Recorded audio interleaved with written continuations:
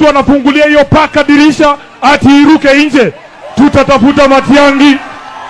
Mpenzi mtazamaji, leo seneta wa Nairobi Bwana Sifuna amehojiwa katika redio moja hapa nchini Kenya, na kuna maneno ambayo amesema ambayo ukiyasikiza utashangaa, na kijana huyu mwenye ujasiri wa hali ya juu na ambaye haogopi chochote, haogopi rais yeyote, haogopi mwanasiasa yeyote, ni yeye tu amejitokezea na kusema. Lakini wale wenye tumepata ni wengi zaidi. Kuna wakati tulikuwa tunachekelewa, ndugu yangu Kisondio, wale wa broadbase walikuwa wanasema wako na wabunge sijui 80, Sifuna anatembea na wabunge wawili na gavana moja, hana watu. Mimi nikawaambia nyinyi muhesabu viongozi, sisi tuhesabu wananchi.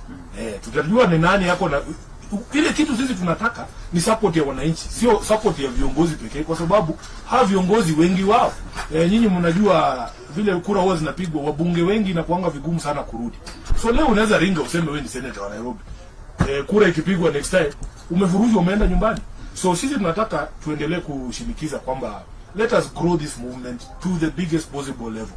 There will be challenges bwana, ndugu yangu. Kuna watu tulianza nao wameanguka on the wayside. Unakumbuka rafiki yangu Mheshimiwa wa Mshomba, tulikuja naye hata Kitale. Watu wa Kitale, watu wa Trans Nzoia wanakumbuka, tulikuja na yeye tukapiga sherehe pale. Hayupo na sisi tena, lakini tumepata wengine zaidi, na tunazidi kushinikiza kwamba watu wajiunge na hii vuguvugu, kwa sababu kila kiongozi ambao tunapata, kila mwananchi ambaye anajiunga na sisi inatuongezea nguvu. Kwa mfano vile tulipata support ya Mheshimiwa Natembea, governor wa Trans Nzoia. Si rahisi kwa sababu na yeye pia alikuwa na ari yake. Unajua ndugu yako akae chini ya kuambie Sifuna hakurangi, you know, so that our people can vote together. I am very humbled, by the way, because it's not that I am better than any of these people. No. But for them to be humble enough, umundu kera sasa alimali nyana suspend ambition sase mara kukuyete ne wole enga die abako iziholi. Abone.